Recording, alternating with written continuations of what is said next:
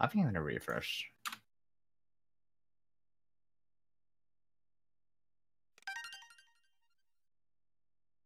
Alright, yep, here we go. And they're off. Straight into cutscenes. Thankfully this isn't Sunshine, so we don't have to deal with them for too long. Yeah. Mostly skippable cutscenes in this game, thankfully. Still we got like 30 seconds or so of just like the camera panning down at the beginning of this game. But you know, after that we jump right into it. No courtroom cutscenes here. But we do have a lot of minor cutscenes in this game though. Range between like 10 to 20 seconds. Like they probably add up a lot. Yeah, I sometimes think about how annoying it would be if we couldn't skip any of the cutscenes, because you think about all the in-between kingdom cutscenes. There's like generally like 3 or 4 of them. That would make this such a horrible speed game. Yeah, it would be different. That's for sure. And because they're not even very long. They're just like, you know, maybe 5-10 seconds each, but with how many there are, it would add quite a bit of time. Those in Ruined Kingdom though that do stack up some extra time as well. Yeah. That's not just getting into the kingdom, but showing more extra cinematic stuff like the dragon. You're both neck and neck into the frog section now. Zinpars going for the frog vectoring. Yeah, kind of taking those angles like Zinpars did just allows you to move a little faster through that section. Falling in the air at an angle is just a little faster. Oh, and Zinpars going for a left side with the hat bounce, the grounded hat bounce technique. You don't see many people doing that variation of it, so that was very nicely done. That's a pretty tight jump. Even for pretty skilled runners, they sometimes struggle a lot with making that jump, so nicely done by Zinpars. That gives them a few second advantage. Yeah, just about 3 seconds. But that one bonk on topper did mess it up a bit. Yeah, and you'll see a lot of that, just like little variations in strats that'll give you slight, you know, 1, 2 to 3 second advantages throughout the run. That's the beauty of this game, though. There's like a million different strats for every kind of skill level. Yep, and a lot of strats, sometimes it's not even necessarily you're going to lose a lot of time if you do it one way compared to another. It might be like less than half a second difference, and it's kind of like preference what you can do in a lot of places. At least up until a certain skill level, like right. Once you get past a certain point, you just want to save every half second you can, or every 10th of a second. For sure. Just to stack them all up, like over a 1 hour run, that can easily save up to 5 to 10 seconds. Yep, and you know, it's not too long of a game, so you know, roughly an hour-long run. So you know, a second here, a second there, it can really add up over the course of an hour, and be a big difference. Just cutting the corner ever so slightly sharp, you're just gonna start saving time. Like doing stuff like Cooper races really gives you a good idea of how important like the minor details is for optimized movement. Yeah, for sure. Because you can, when you're doing like the Cooper races, it gives you real concrete feedback as to like how fast you actually were going. Because you can feel like you're kind of doing the same thing, but see that, oh, I was like 0.2 seconds off from what I did last time, even though I thought I did the same exact thing. So taking, you know, those really optimal lines is it's harder than it seems. They're basically on the same frame going into T-Rex jump, which is a skip that lets you jump straight into the Madame Brutal boss fight cutscene trigger, having to skip going all around the kingdom and going up that 2D section. Julgane was cutting it a little close on the jump there. It looked like he was right on the borderline of that cutscene trigger. And they're going for some faster strats on this fight that allow you to shorten the cycles a little bit, but Julgane wasn't able to get it the first time. Zinpars almost got it the first time, but I think he messed up the movement on the chain jump as well. And they're still neck and neck with just a few seconds apart. Yeah, Cascade, this section only being 5 minutes into the game, most people are pretty well seasoned with it. So a lot of these races, you don't typically see much separation through the end of Cascade here. But once we get into Sand Kingdom, it's a bit longer of a kingdom. There's more moons to collect. It's less cutscenes, more actual, movement. So and a lot of potential hard strats. Right, and as we saw, some potential Sphinx clipping. So the sand is where you're really gonna start to see the separation a lot of times, or not. Good sands can keep this race close. These guys are not too far off in skill level. So yeah, it kind of comes down to Sphinx clip here. We'll see if it looked like Zinpars is definitely going to go for it. We'll see if Julgane elects to as well, or if he wants to take a bit safer route. Then there's also the bullet bill manipulation. That's going to be interesting to watch. So who's going to use which strat and who's going to go for the dram strats. Yep. Dram strat scares me a little bit too much. I don't go for it, but I probably should. I've tried practicing it, but I can't get it down for the life of me. Like, I think I've gotten it once in like 20 minutes of practice. It's the kind of thing where it's some tight timing and you can't really see what's going on for what you're trying to accomplish. So it probably just has to click with you. Like, you just yeah, gotta figure out your setup. Right. It's probably just a minor thing I'm doing wrong that I don't realize.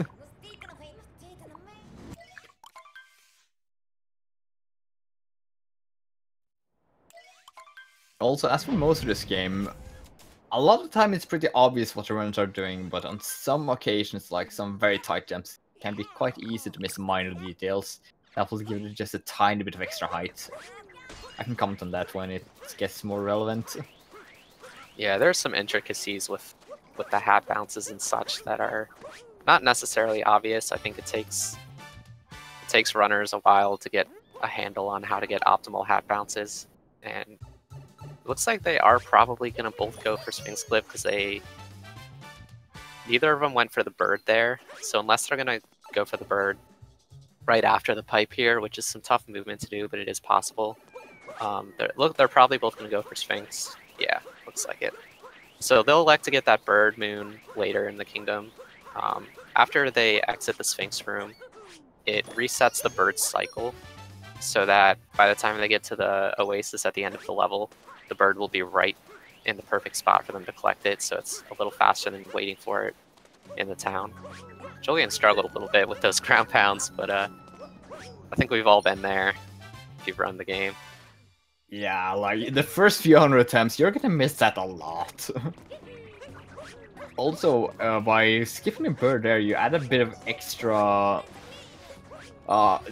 danger to Jaxi skip. Because if you die there, the cycle's gonna reset again, making it even slower and you have to wait for it or get another moon. Yeah, very true.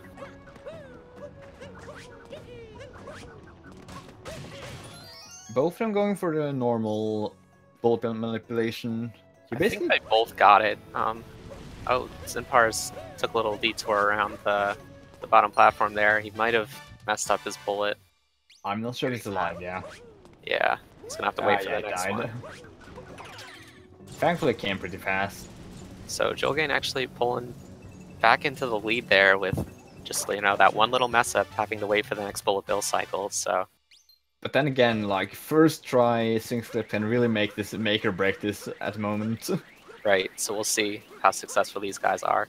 There's also the danger of hitting the load zone on accident. I know not too many people doing Sphinx Clip twice is actually faster, but I don't know of very many people that intentionally do that. So if one of these guys gets Sphinx Clip and hits the load zone instead of collecting the other moon first, that could slow them down because they'll have to do Sphinx Clip again or just run around and cut their losses. Oh, and Julgane gets it. He almost fell into the void, it looked like. Wow. And they're neck and neck again. Very nicely done for both of them. I think that was within like 5 tries for both of them, so. That's really good for race setting. Like, usually just reset after 3 or 4 failed attempts. Right, for sure. Especially for runners on this caliber.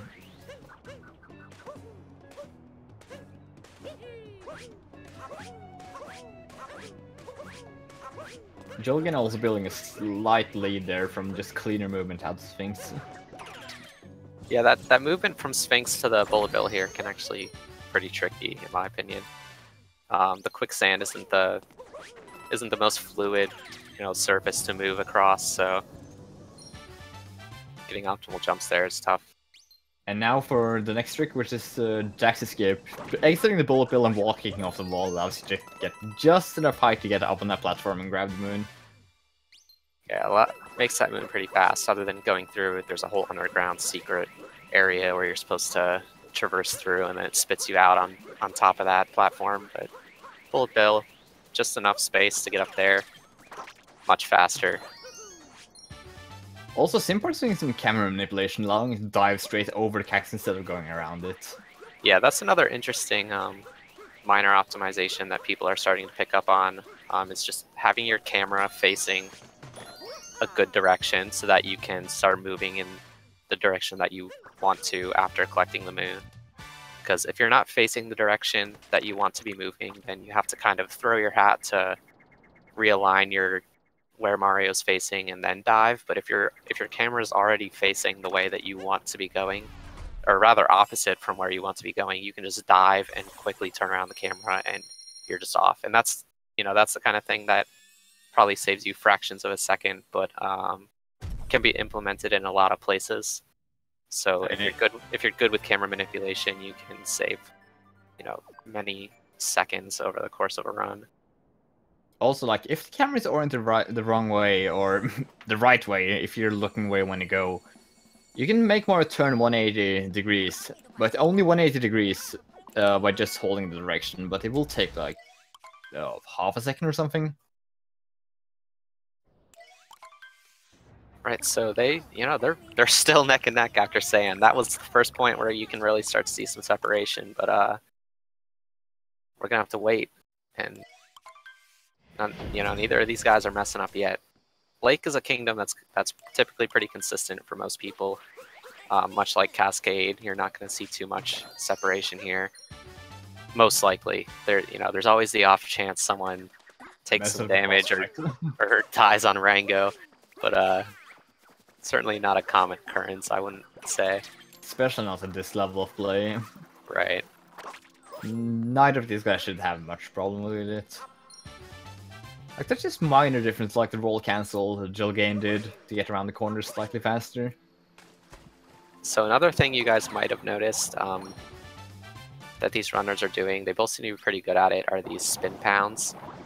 Anytime you dive or anytime you're coming out of a cutscene or a moon grab animation, you can be buffering spin puts on the control stick. And as soon as you regain control of Mario, he'll already be spinning. And then that allows you to quickly input a jump and a ground pound. And it allows you to start rolling faster, because when you roll boost out of a ground pound, you start at max speed possible. Whereas if you just crouch and start rolling, it takes a roll or two to ramp up to max speed. So if you're buffering these spin puts and then ground pounding and rolling right away, that's another little micro optimization that's saving fractions of a second again. But can be done, out of virtually every moon grab, every cutscene, every time you dive to ground pound for a moon. So it's something that can add up over the course of a run quite a bit. Also, have you just saw him do some quick kill strats by basically bouncing on top of his head with the very precise timing every single time. Like, it's pretty precise when he takes off his hat and you do the actual hit on him, compared to when you're just hitting his hat to kill the attack cycle faster. So pretty much as expected, they made quick work of Lake Kingdom there. It's one of the shorter kingdoms. You only have to collect 8 moons here, and 3 of those come from that boss fight. You get a triple moon from it. So it's pretty quick compared to other kingdoms. I think the most you have to collect is 20 in Metro Kingdom. But most of them fall somewhere in between that 8 and 20 mark. Also, most of the bosses in this game has intentional quick kill strats added into it. Yeah. So you can skip all the attack cycles. Like, the only unintentional one I can imagine is Mecha Brutal. Yeah, I don't know how intentional that is. I don't know. Like, I think it's way too precise to be intentional. I would say so too, but at the same time, I can't think of a reason that they would give you your hat bounce back after the knockback. I would just guess that that's an accident. It very well could be. But honestly, I wouldn't be too surprised either way. If I had to guess, I would say it's unintentional, but you never know. Either way, I'm glad it's there. Because that fight would be pretty slow and miserable if it wasn't. Frustrating and boring as well. Yeah. Also, Zinpars missing the bunny, which is quite unfortunate. Having to chase it around afterwards. These bunnies control you. Thankfully, is this the only bunny in the any percent route? I think so. I can't remember any. Off the top of my head. Top of my head. Yeah, I think it is. But yeah, some of those bunnies can be quite the troll. Thankfully, the wooded one isn't too bad. I think most people have setups where they can kind of roll right into it for the most part. Yeah, or but long jump. It's always gonna trip you up on some runs. It's just one of those things that's hard to get 100% consistent. Also, as you can see Julgane doing a bit of here, is roll cancel to turn corners quickly and keeping all the momentum. Yeah, rather than having to wait for Mario to slow down, change direction, and ramp up the speed again, you can roll cancel and basically turn 90 degrees, or pretty much any direction you want if you're good enough at it. You can also cancel the 90-degree turn with a jump again to keep the momentum going forwards instead of turning 90 degrees, but that's really right. precise. So yeah, so if you want to exit out of the rolling and continue moving forward with just a jump, yeah, because it's a roll cancel and then a pretty precise jump, as well as moving your control stick back towards the direction that you're wanting to travel. Also, have you seen Julgane doing the fuzzy pipe? One of the hardest minor sections of the run, I would say, because the cycle is really tight. Yeah, it's one of the few like sub areas that you see in that 80% run, because typically a lot of the fast moons are just like the ones that are out in the open that you can ground pound. Yeah, we'll see if Zinpars can get the fast cycle here. You can jump over these fuzzies and oh, he almost got it. Oh, he was so a little faster. Both of them. Gotten that wall kick off the wall and then just dove straight towards the moon instead of having to wait for the water to rise back up. Yeah, they were both really close on that one, but unfortunately, just barely missed it.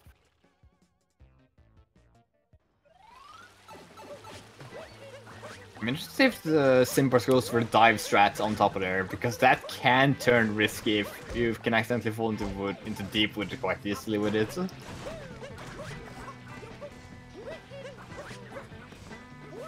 Oh, he goes for the dive strats, and he makes it.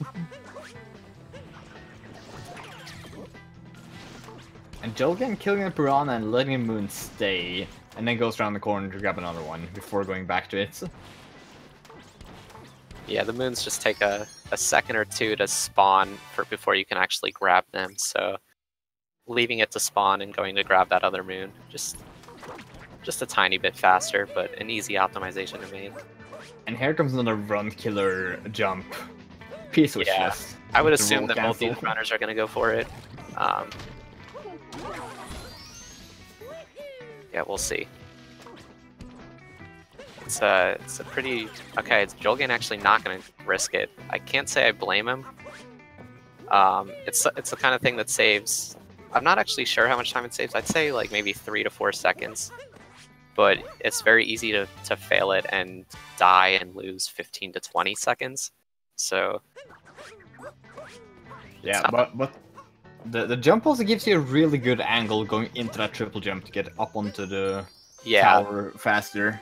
Definitely. So if you go for the slower variation, you're going to get up there slower, and then you're going to have to adjust your angle a little more to get to the next, to that nut up on the tower there.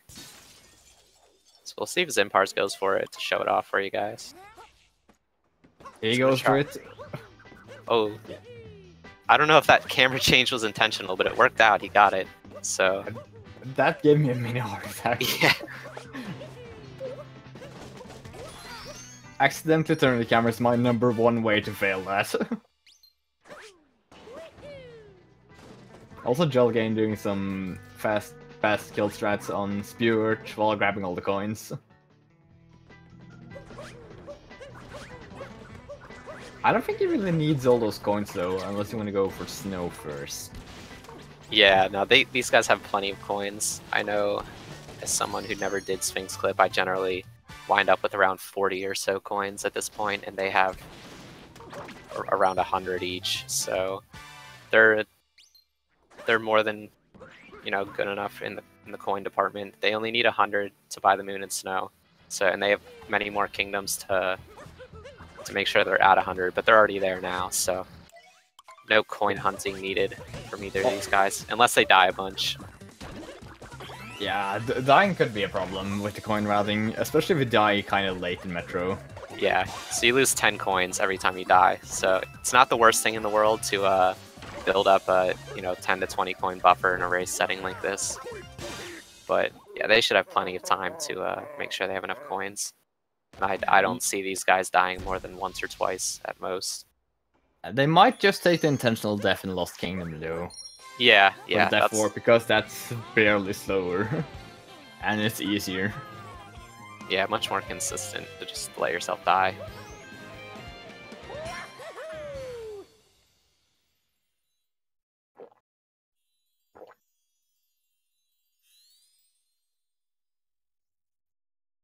All right, so they're still not too far off. Just a few cutscenes difference here.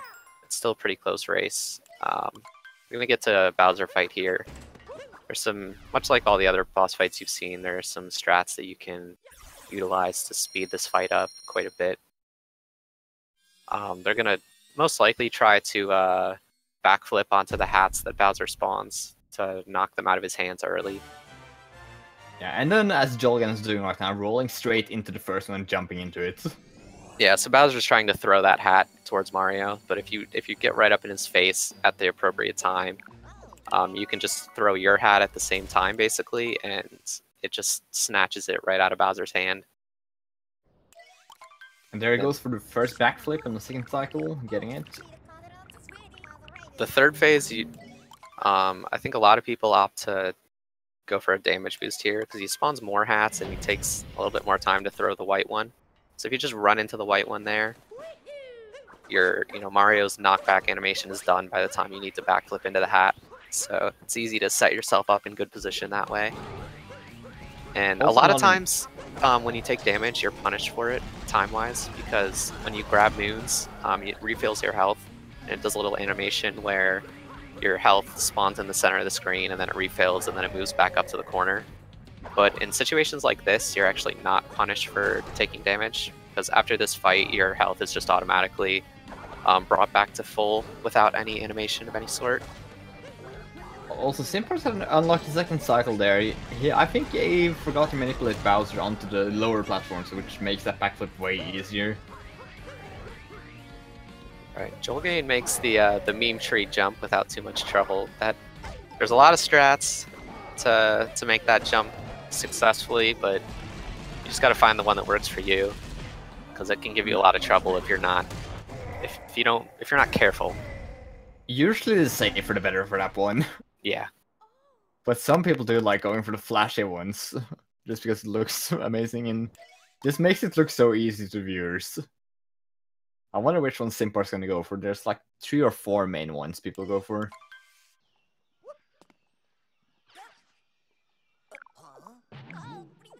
So this is a pretty short kingdom, kind of like Lake, but much more dangerous. I'd say this is a point where people die, like, actually quite often, where runs die quite often. Just because there's a lot of places you can fall. So Zinpars opts to kind of take it a little slower there and get a triple jump. Gets you more height and makes it a little safer. Triple jump that goes directly into a triple jump on top of the tree, but if you messed it up very slightly on the angle. Yeah, that's a pretty flashy version. Yeah, that's my favorite one to watch.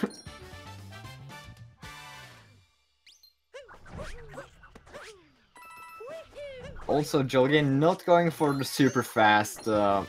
Wait, what are those enemies that grabs your hat even called?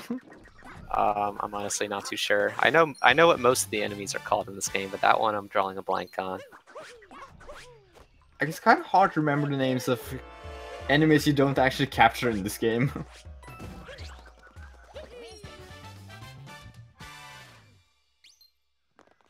And it's worth noting that the route that they take around this kingdom allows them to skip an entire cutscene sequence where that giant bird steals Cappy from Mario. But if you kind of go around the side and activate like the fight trigger before he steals the hat, then he just won't steal the hat. Speeds things up in this kingdom quite a bit. Also, Zinpars opting for the caged moon below instead of sending off the bomb guy to break up the cage and do a risky jump over there. And that's like one of those routing choices that really only saves a couple seconds to do it the way that Julgane did. If you're going for the triple jump strat that allows you to get to the cage like as the grabby guy is shooting towards it, then that saves a little bit more time. But in the way these two did it, there probably wasn't too much of a difference time-wise. Also, Julgane going into trick or jump right now on the building here. Like a minor detail to get a tiny bit extra height of the jump is to throw Cappy directly at the wall, right before Mars actually grabbing it. Oh, Bonk's trying to get up to that top of that girder there, so he's gonna have to do some wall kicks. Yeah, to make that jump, you really gotta get a good feel for how to maximize the height out of each cap dive. Yeah, this whole Dark Metro section of the run, it feels like every jump is pretty tight. Nothing that you shouldn't be able to handle if you just practice it. You can get consistent at all of them, but it's a tough point for new runners. It takes a while to get accustomed to everything that's going on in this section of the run, especially inside the town hall here. Yeah, the inside can be really brutal for newcomers and even the pros alike. Yeah, because you keep in mind that in this section there's not really much of a floor, so if you fall anywhere, you're probably most likely plummeting to your death, but if you don't plummet to your death, you have to make the whole climb a second time, which is going to cost you just as much time either way. Honestly. Right. Also, Zinpars not making the long jump over there or overshooting it. So he's going to take the walk of shame up these staircases here. Like, as for cap dives, it's not as simple as throwing the cap and diving onto it. There's a certain timing to it that you can delay it slightly to get a bit more height out of it. That will make or break some jumps. For sure. I'd say there's probably only a handful of jumps in the route here that you can probably count on your two hands that really require optimal cap bounces, but they're pretty important ones, especially the ones in Dark Metro here.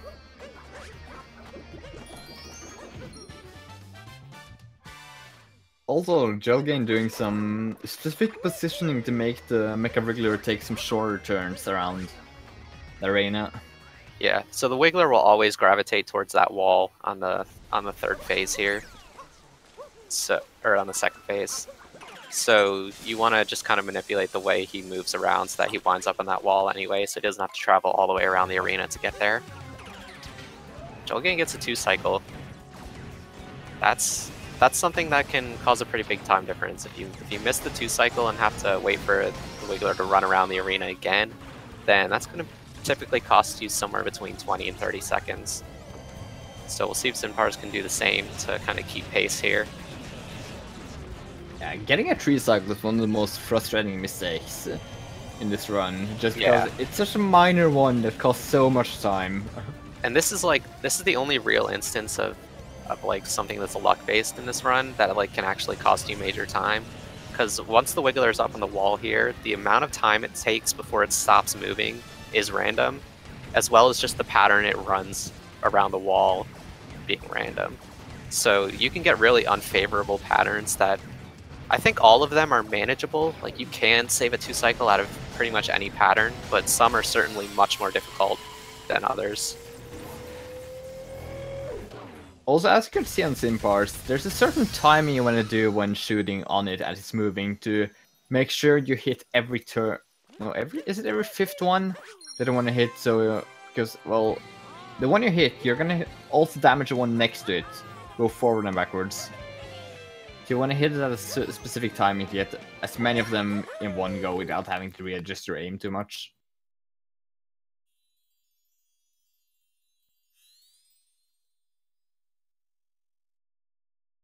So they both managed the 2-cycle there, so the time difference is going to change too much due to that fight. Julgane's still kind of inching further away from Zinpars with, you know, little movement optimizations like we were saying earlier. Also, that was the most wholesome moon in the game, just talking to our guy in the city on the bench. Yeah, he's just depressed and needs a friend, and Mario provides that. Cheers the guy up. Even if he leaves right after taking his money. Also, Zinpars going for the scooter clip. I didn't catch if Julgane did it or not. Yeah, he actually got it first try. Going around to the left side of the cage, which I haven't seen before, but I assume it's more or less just as fast. I think he just messed up the first setup. That's what's caused him to go on the left side as a backup.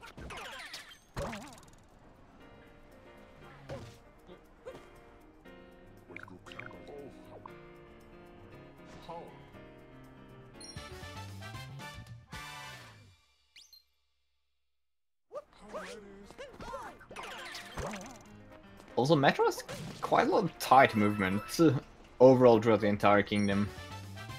Yeah, so you have to collect 20 moons here, so you spend quite a bit of time in Metro, and there's a lot of moons like up on these rooftops and such.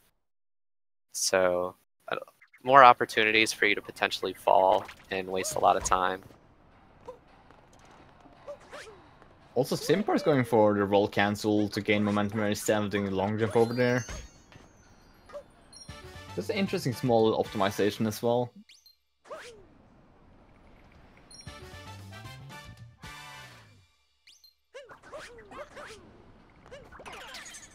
So, I also think Metro Kingdom is the most movement intensive kingdom. Like, you spend most amount of time not inside cutscenes compared to how long the split is.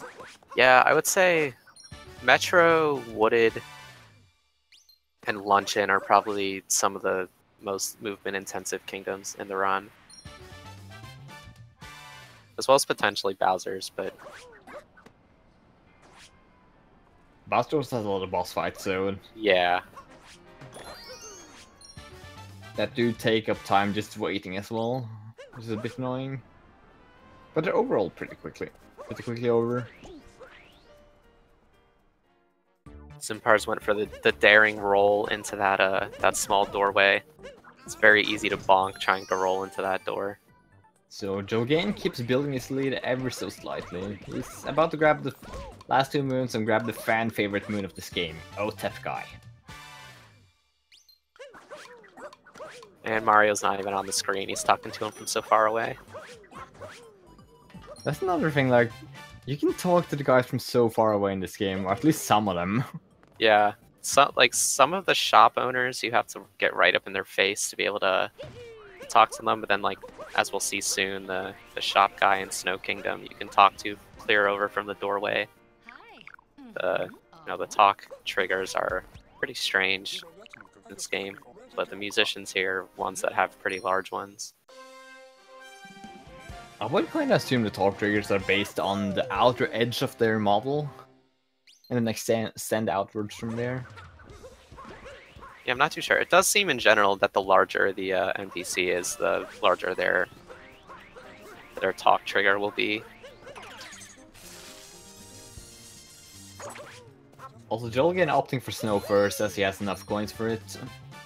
Because he needs about 100 coins for the shop moon there. Yeah, I think both these guys have plenty of coins to, because they haven't died at all.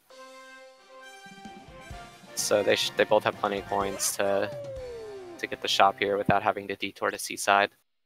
That's typically only a problem that you see if people don't go for the Sphinx.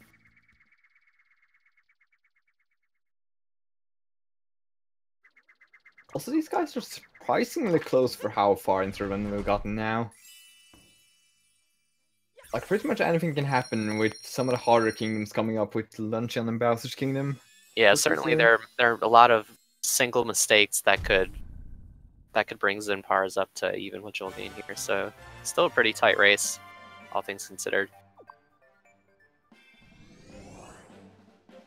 There isn't as many tight jumps in snow, and there's one in seaside, like right at the start, but else they're both pretty simple to complete in a reasonable time.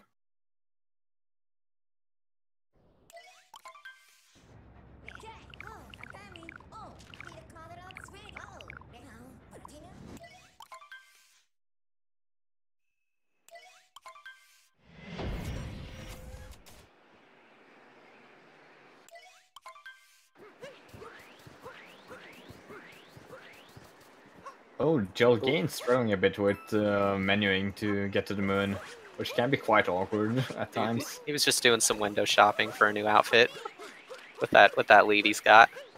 Figured he could spend some time to shop. I don't think he didn't have enough coins for it, so at least he didn't go for it. I thought it would be funny, like when the tournament first got announced, it was a thought in the back of my head to, if I had a really big lead, to buy an outfit, but I realized quickly that there's no way I would have enough coins to do that, because all the outfits typically cost like 200 coins, and the coin route is already pretty close as it is.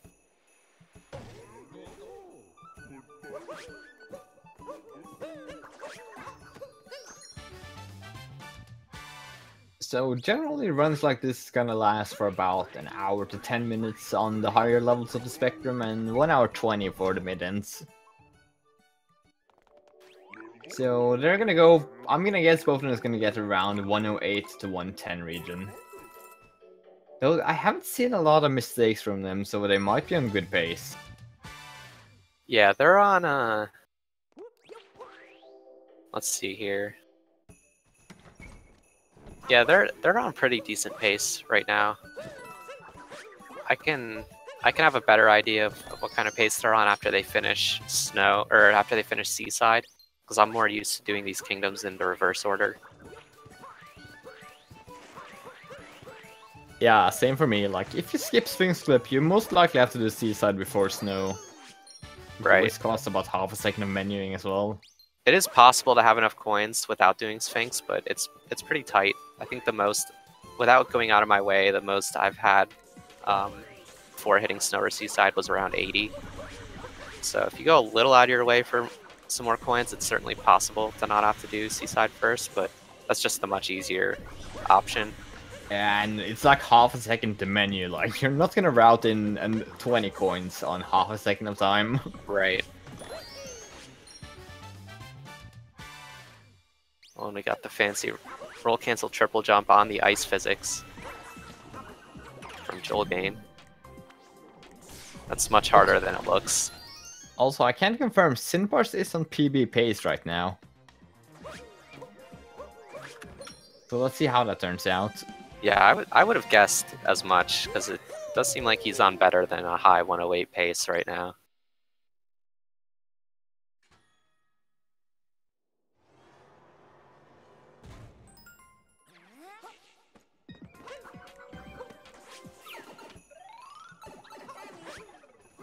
So yeah, now Julgane grabs is about to grab the last moon, which does have some tricky jumps to optimize properly, give him a fight on them and not waste time on those whirlwinds. I'm not sure what to call them.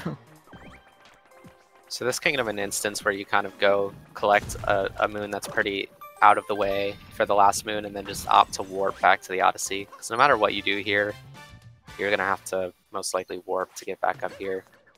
So you just opt to pick the most out of the way moon to do last, so that you can warp out of it afterwards. Some kingdoms are routed that way, and some are routed kind of in a circle so that you wind up back at the start.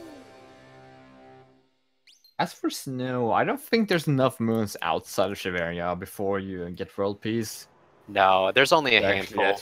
And one of them is like barely even accessible. The warp painting moon is technically possible to get, but very difficult jump required for that. But outside of that, there's only, I think, maybe 2 or 3 moons that are available at most. Also, here comes like the most notable part of Seaside, the first 2 jumps. missing the triple jump ever so slightly, having to do a clean backup strat though. And then a pretty tight wall climb to get up to that moon. Yeah, so the intended thing to do here is to get one of the Gushins, which is the fish that can shoot up into the air, and work your way up to that cliff. But, you know, with some tight jumps can allow you to get that moon without a Gushin entirely. And we're going to do the same thing for this one after the pipe. Just barely make it up onto that cliff.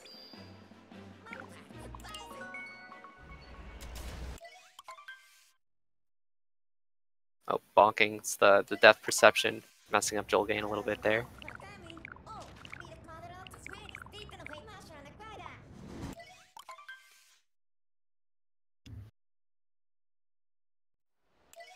Like, the runners, they're still really close for this far into the run. They're about a minute apart.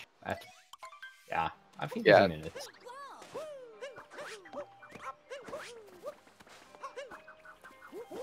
So now Julgane, like, seems like it's pretty boring for the second half, because it's just a lot of fish movement and swimming. Yeah, it can kind of catch you off guard as a runner, though, because you think it's pretty boring and easy, because you're just swimming in straight lines, but if you're not careful, you'll wind up bonking on all these corners, running into these seaweed enemies. So you gotta maintain your focus here to get through this section. Yeah, just a lot of minor stuff to pay attention to. So this tunnel right here that Julgane's going through is the main reason you would do Seaside before Snow. It gives you about, I think, around 36 coins without going out of your way at all. So. And then you also gain more coins from just accidentally killing these seaweed guys when grabbing the moon. Right. There's a few other scattered coins you can gather throughout the kingdom as well. So if you're 40 or so coins short, Seaside can more than make up for that. Although I think you're forced through some coin rings to get that last moon as well before you warp back to the Odyssey. You're not forced through them, but they're there. You can go just a little bit out of your way to get them if need be. So if you're still short at the end of the kingdom, you can go up instead of going down in this tunnel first and get those coin rings. And I think each of those give you 2 or 3 more coins. I think 3. It's 3 coins per ring. Yeah, and there's 3 rings there, I believe, so that's an extra 9 coins if you need it.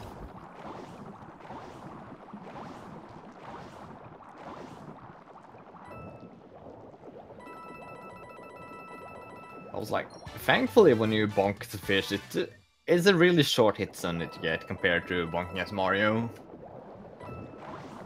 So yeah, I would say these guys, or Julgane is on roughly like mid to high 107 pace right now. And Zinpars gonna come in not too far behind. So potentially still on PB pace.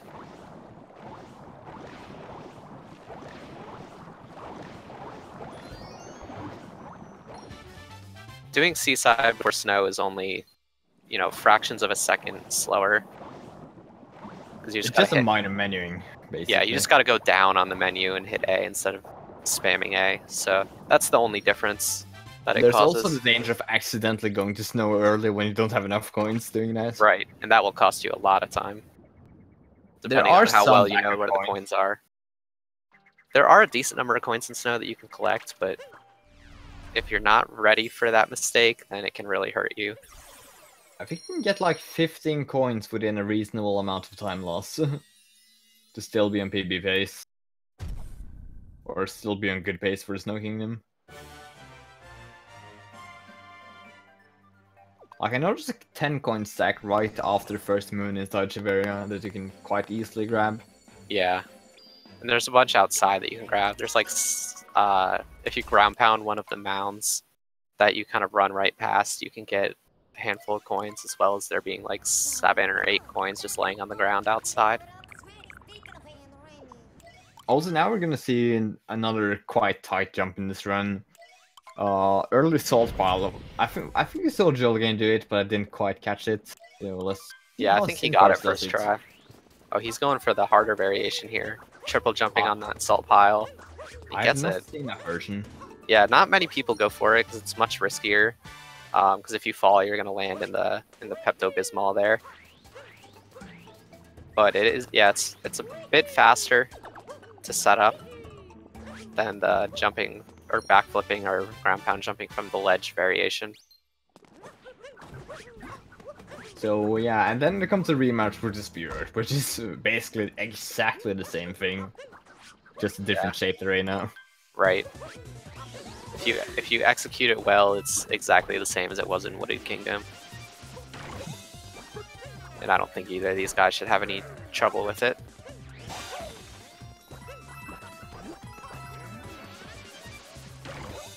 So, also, Luncheon has a lot of precise movement and jumps that you don't have a lot of leeway for the platforms you can land on. Julgane gonna tease us by running right past that stack of cans without knocking it over. And you gotta knock over the cans when you run past them. Just so satisfying to watch. I think it probably does actually lag the game though, so you probably, outside of the time you spend hitting the cans, you probably lose time to lag doing that. The swag strats are worth it. It's worth it for sure. Especially in tournament. Like, the more swag strats, the more Twitch chat is gonna like it. So we'll see. An interesting movement to get up onto that pillar as well. I don't think I've seen that one. Also, Zinpars did the clean jump over the Pepto movement, which relies on landing on a quite precise spot on the mountainside or the hillside, to then fall straight up into climbing up on the mountain and then doing even more precise jumps.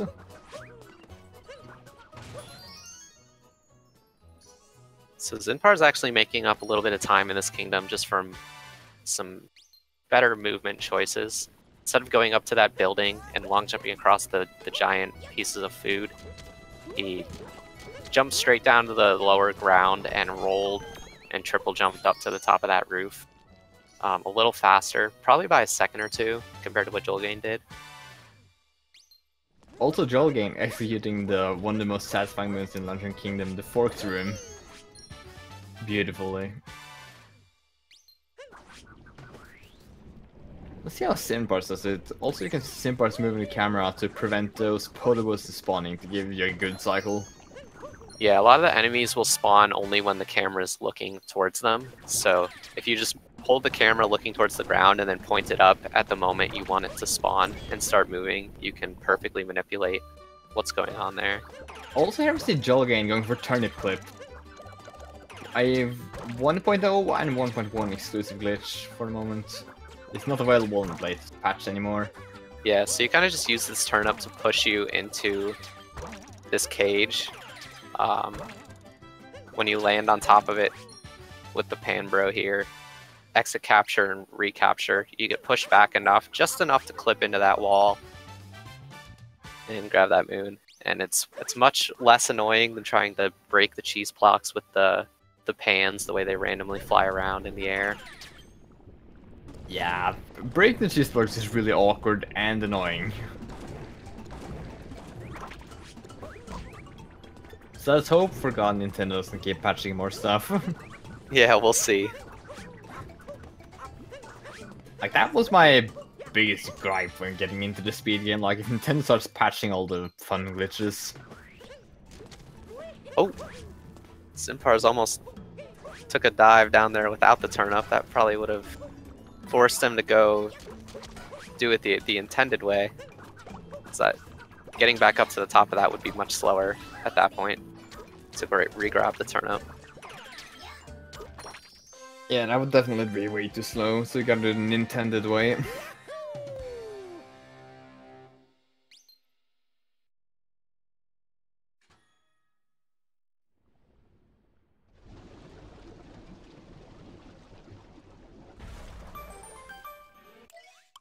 So also I didn't quite catch it, but Julgane just finished grabbing the last moon on in Luncheon, and he's heading into Ruin Kingdom.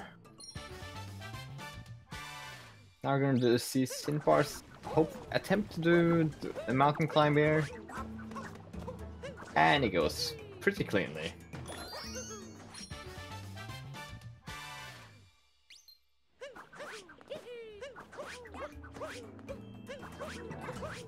That is some interesting movement for Zinpars there. Yeah, that's some really nice movement to traverse those rocks.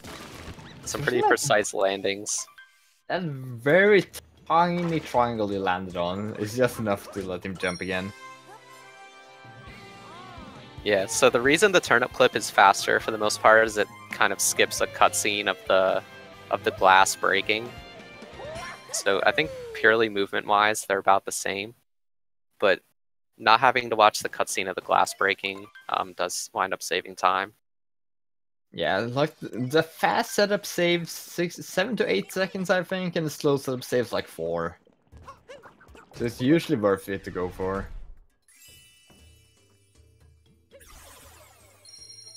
So Ruined Kingdom's kind of a snooze fest. It's more or less an auto-scroller boss fight that can't really be sped up. So I kind of look at it as when you're on a really good run, it's a nice point to kind of gather your thoughts and hopefully not choke your run, but can also kind of kill your momentum if you're really playing well. Yeah, Ruined Kingdom comes right before probably the kingdom with the single hardest trick, which is the Mecha Brutal fight. Which can be absolutely brutal to learn for newcomers. Yeah.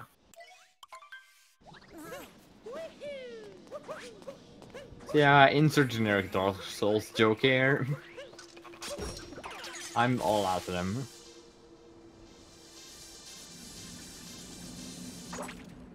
So have you personally ever died on this fight when you're doing a speedrun? I don't think so. But I can't make any promises on that. That's like the most shameful thing you could do, because especially in any percent, this is towards the end of the run. If you make a mistake like that when you're on good pace, that's I did it one time, and I will never do it again. I learned my lesson. I play it much safer now. I might have done it on like a bad run where I weren't paying too much attention, but I'm not sure if I've done it on a good run. I don't even want to think about doing it, honestly.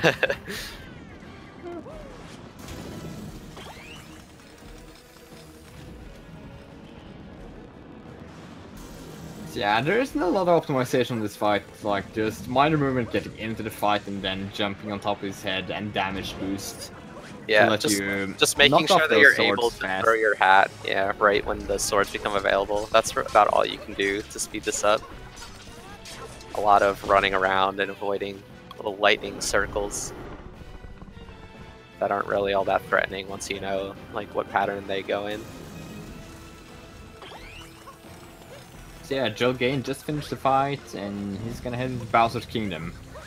We're probably gonna see some minor browse variations and probably a lot of different movements.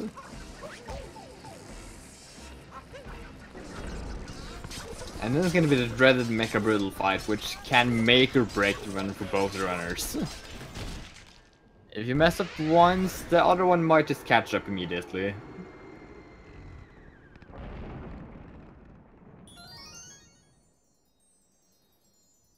So Julgane's still on probably high 107 to low 108 pace right now, so still having a pretty good run. With his PV being a high 106, looking about a minute off of that. Yes, this is quarterfinals. So yeah, winner of this is moving into the semifinal, where I believe we're going to start a best of 3 rather than just one winner-take-all race. Yeah, basically giving it a bit more fair fight, because sometimes you might just get a bad run on that one day you're stuck doing the race. Which can feel really bad. Oh, Julgane diving right off the edge. That's gonna give Zinpars a shot here. Yes, dash up. So he goes all the way back to the beginning of the level. That definitely closed the distance a lot. They're probably not more than 20 seconds apart now. At this point, a bad topper cycle can really make this close. Doesn't even have to be a mech fight mess up. And Julgane, oh, messed that jump up again. Oh. Just diving the wrong direction. Zinpars is right behind him now. And now, yeah, they're more or less tied now. Looks like Zinpars might be going for this moon behind the wall. Yeah. Oh, kills the Pokio though, so I'll have to capture another one to get back up. Now Julgane has only a very slight lead. He's ahead, but he's also a moon short now, so he's gonna have to get a moon later in the level that Zinpars won't need to get. Because that is true. Like any other level, there's just a certain number of moons you need to be able to move on, and it's 8 in this level. So Zinpars is gonna have 3 after stomping on this guy's head, or 2, sorry. And Julgane only has 1 so far, so it's more or less tied right now. Yeah. Julgane is probably gonna get a moon after the topper fight, so we're gonna see how they're tied after that, or how close they are. So we'll get a good sense as they climb up to the final fight in this kingdom. Yeah, Zinpars is definitely ahead now. Like maybe a second or 2.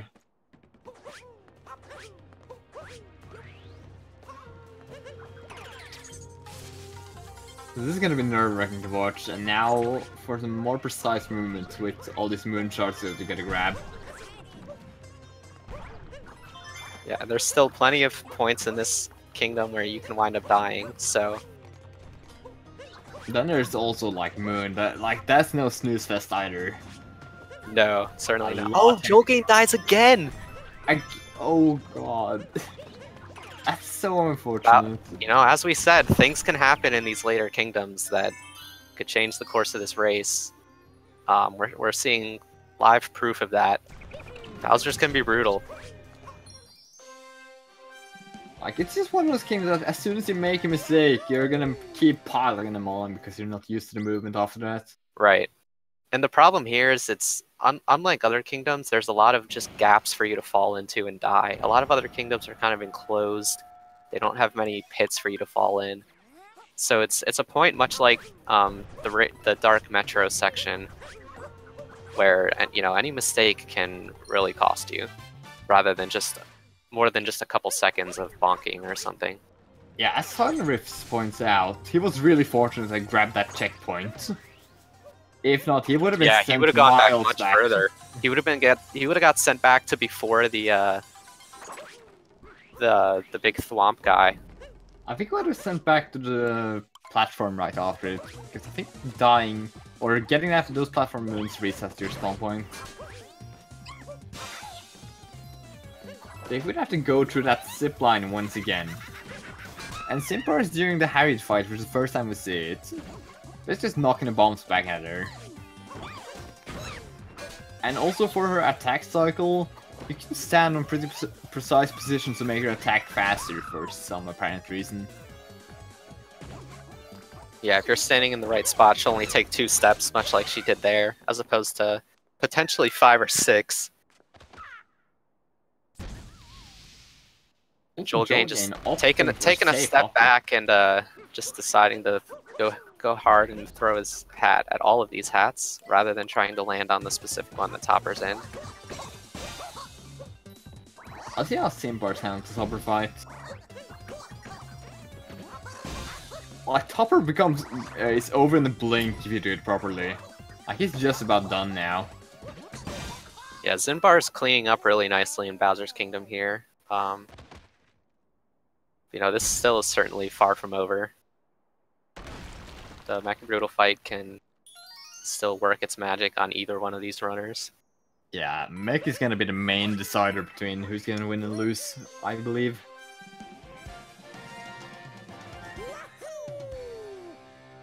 Like, Moon is definitely no snooze fest, but for a lot of top runners, it's not really a problem making major mistakes there. So with the time that Zinpars finished those fights, it is still possible for him to PB with this run.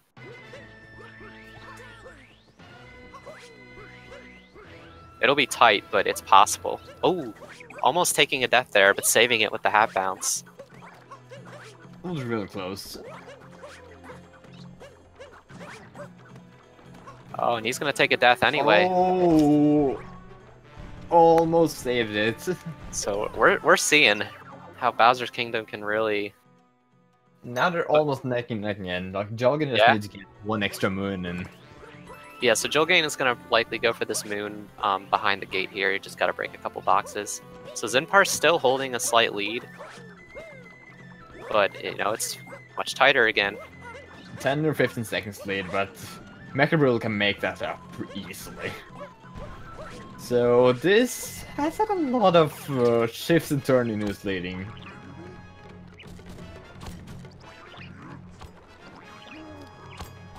Yeah, here you see the second moon that Julgane goes for, which is about 1 second faster than the one Zinpars opted for earlier. But that also forces you into this awkward movement, which locks the camera for like 5 or 6 seconds. So yeah, he opted to wait for the camera to unlock so he can do it safely. Yeah, actually getting that moon isn't all that difficult in my opinion, but the way the camera acts after you enter that pipe is a pretty big turn off for electing to grab that moon. Also, Zinpars going full Courage of the Colossus on Mecha Brutal, which is the main speedrun strat for this, which is brutally hard to execute. Yeah, so any mistakes here, and he's gonna have to wait a cycle and climb back up with a Pokio onto the top to continue the smashing of these brutals. And he's gonna fall. Oh, and he fell off. That could cost him. Ooh, they're neck and neck now. Once they sync up again.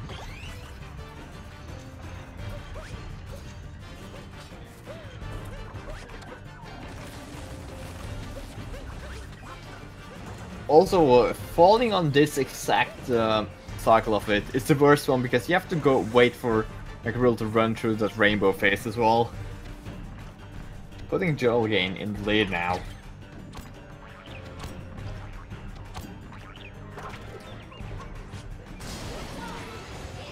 So Zinpars actually still has the lead ever so slightly.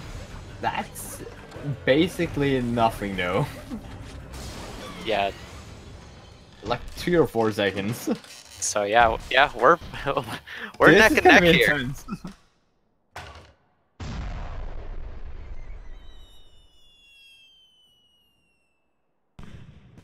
And Moon Kingdom, you know, more places to fall, more. There's a moon skip to mess up. There's a Bowser fight to mess up. There's an escape sequence to mess up. So I feel like I'm more nervous than the runners might be. I'm probably getting sweaty. Just this is so intense to watch, and a great race so far. And yeah, the stakes are high here. This is what you want out of a top 8 match.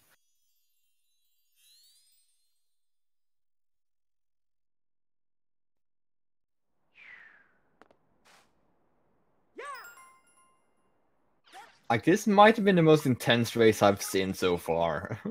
Yeah, there's been a few that have been really close, but I don't know that there were any. Well, I think there were a couple that were just about this close, but not with the stakes this high. You know, this being a very late in the tournament. Yeah, like they've been trading the lead so much this run, at least in late game. Yeah, just in Bowser's alone, they've traded like 3 times. A couple times.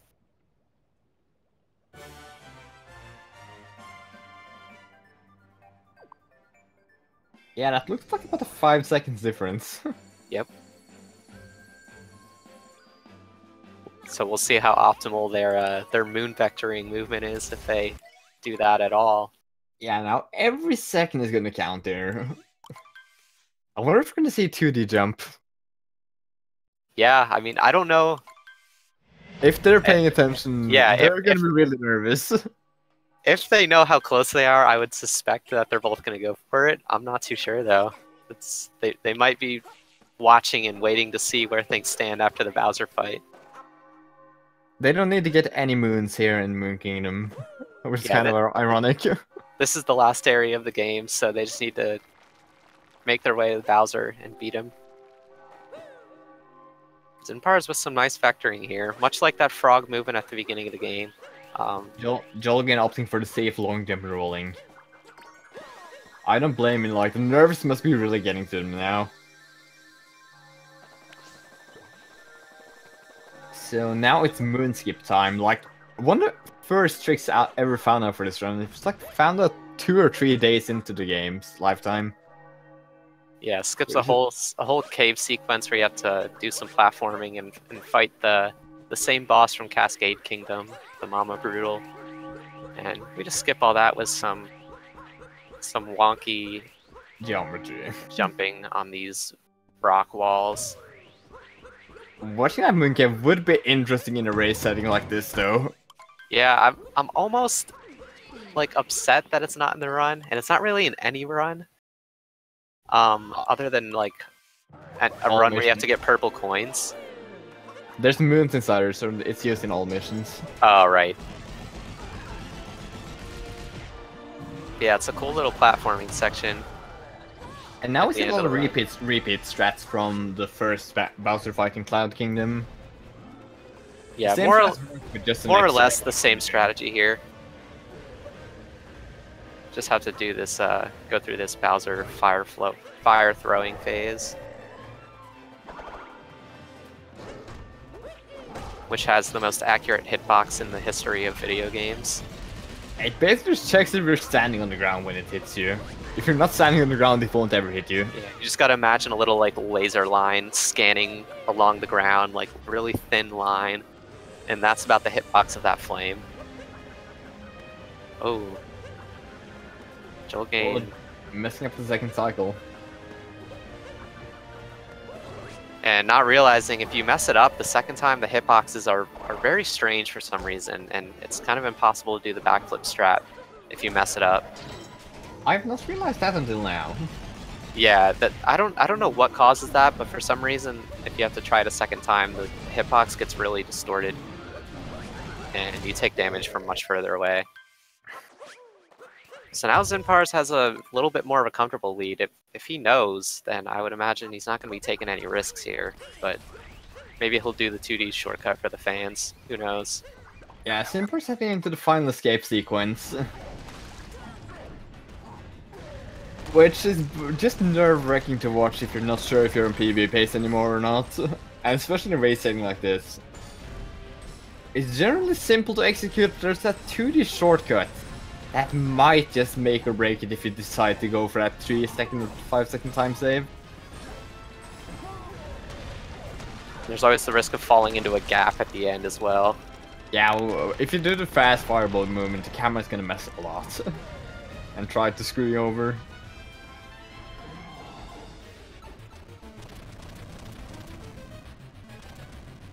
And he's going for it. He's going for it. And gets it. And he makes it. That sweet, sweet 2-second time save at the end of the run. You love to see it. So now it's just breaking the 4 pills and hoping the camera doesn't screw him over too much. Let's see how Julgane does this then. Will he go for it? And he did get the triple jump, which would let him skip moving around there as well.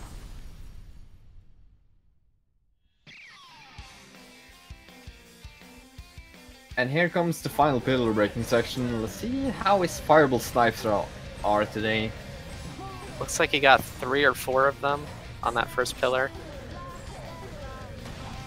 It's hard to tell. Yeah. Like the only surefire way to know how many hit is to realize the pillar actually broke and you hear the sound. Right. Unless you have a really good sense of the aim.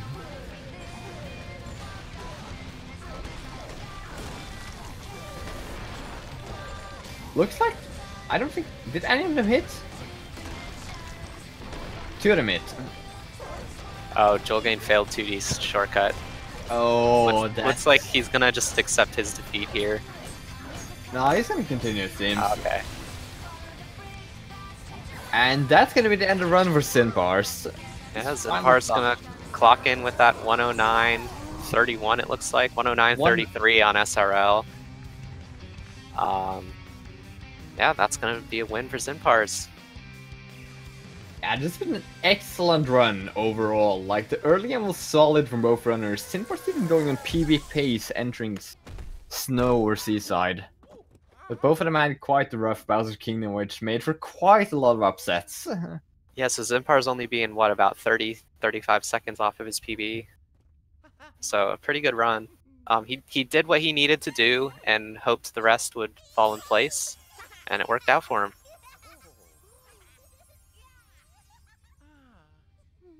Looks like same person wants to join him for an interview. Alright, we'll see if we can get him in here.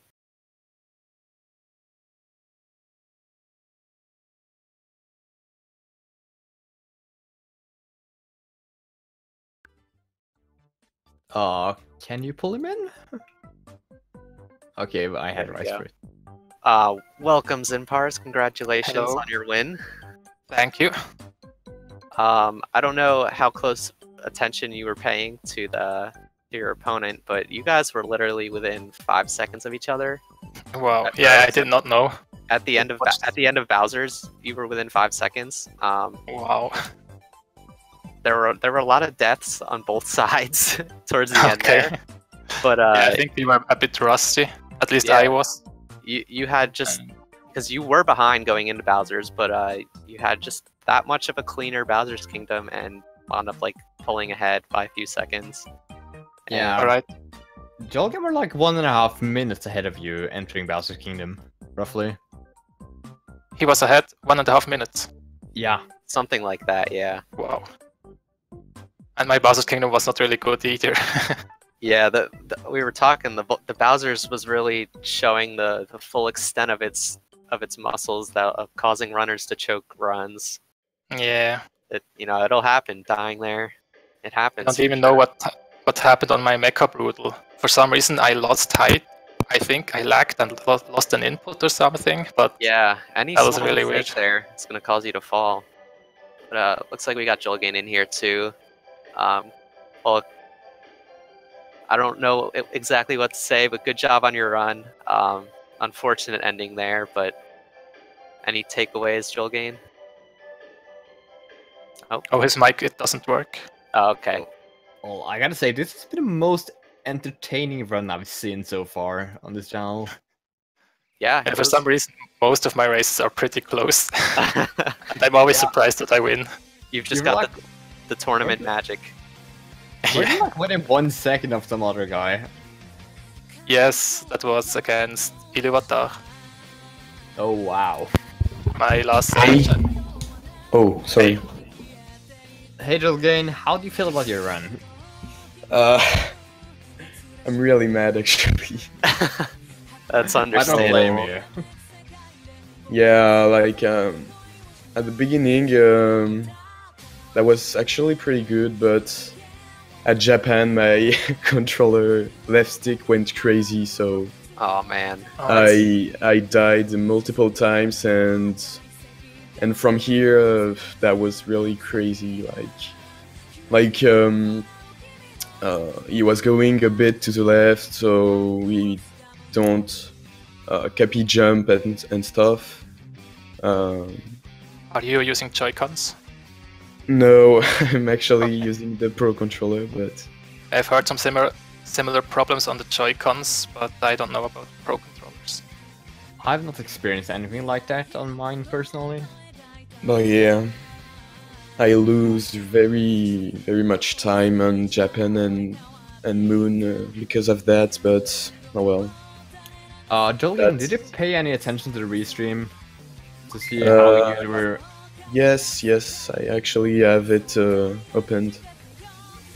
You were like within 5 seconds of each other entering Moon Kingdom. And sorry, my phone is going off. I was maybe 3 minutes behind my PB. Yeah, I ending did drop time. in by your streams to like see what your pace was going on. This Zinpars was on PB pace entering. Even Luncheon. No. Zinpars. No. Well, I wasn't PB pace until Lost and then in City. in Metro Kingdom something happened. Well, +6 is like basically PvP still though. Unless you were golding all your yeah, team okay. splits. Yeah, that's true, especially because my PP has a death as well in Bowser's Kingdom on the same spot. Oh man. Oh, And I wanted to go for a safe strat. but But Kurt spots. Yeah, I But, noticed yeah. you like almost died at that spot and you saved it, and then you like when you were going for the triple jump off that railing, and you that you saved it there, but then you wound up dying right on the next ledge. Yeah, Mario didn't grab the wall for some reason there. Yeah, But yeah, that happens. I think those walls in Bowser's Kingdom can act kind of crazy sometimes. Like they don't have like the properties of a completely normal wall. I don't think. Yeah, or maybe my angle was a bit off, I don't even know. Yeah, sometimes the camera can do really screwy things there as well, causing angles to be bad. But yeah, so basically Bowser's Kingdom doing Bowser Kingdom stuff, messing over Yeah. all the runners. Yeah. But yeah, regardless, an exciting race to watch. Good stuff to both of you. Zinpars, you're going to be... Let's see, who are you going to be facing? Looks like you're going to be up against... Probably winner- Nitro. winner of Nitro and Movefish. So, Yeah, yeah, that'll be a fun that one. will be hard. And someone can Yeah. correct me if I'm wrong, but I think the semifinals are best out of 3 instead of 1 Yeah, ring. exactly. Yeah, so if you're up against Nitro, that's going to be even tougher, Yeah. best out of 3 setting, but should be fun either way. Yeah, he might choke one race, but he'll definitely win 2 Yeah, you never out know. of those 3. Yeah, I'll definitely give my best, and I'll practice more, I hope. I didn't do many runs in the past days, and I say that every time. Well, you've made it this far, so you're doing something right. Yeah, exactly. But yeah, any closing thoughts from you guys? GG Zinpars. Go get Nitro next round. And Yeah, thanks. thanks for the tournament and the commentating, guys. That was really fun. Even if I lose my run to my controller, but yeah, that's the game. Thanks. No problem, this was a really fun race to watch. So Yeah, that drop was the runners really and follows, cool. guys. They really deserve it. They've been working hard for this. I think that was crazy to see Zinpars coming back. Yeah. Oh, Also, well. GG to you. It was a fun race and Yeah, a close GG too. one. Yes. And thanks for the commentary. I will watch the WOD back because that's always interesting. All right, yeah. So Yeah. as usual, thanks to Speed Gaming for putting everything together. It's always fun, either participating or commentating in the tournament stuff. So thanks to them. And it looks like the only thing going on right now on the other channels is Sonic Adventure 2. And then there's more Sonic Adventure and Mario Odyssey at 4 p.m. Eastern Time, which is in 45 minutes. So if you want more of your Speed Gaming action, go ahead to head to Speed Gaming 2 right now, or stay here and wait 45 minutes for more Mario Odyssey. So yeah, that's gonna be it for, I think, us. So have a good day, guys, and see you later. Thank We're you. gonna be catching the next races. Goodbye. Goodbye.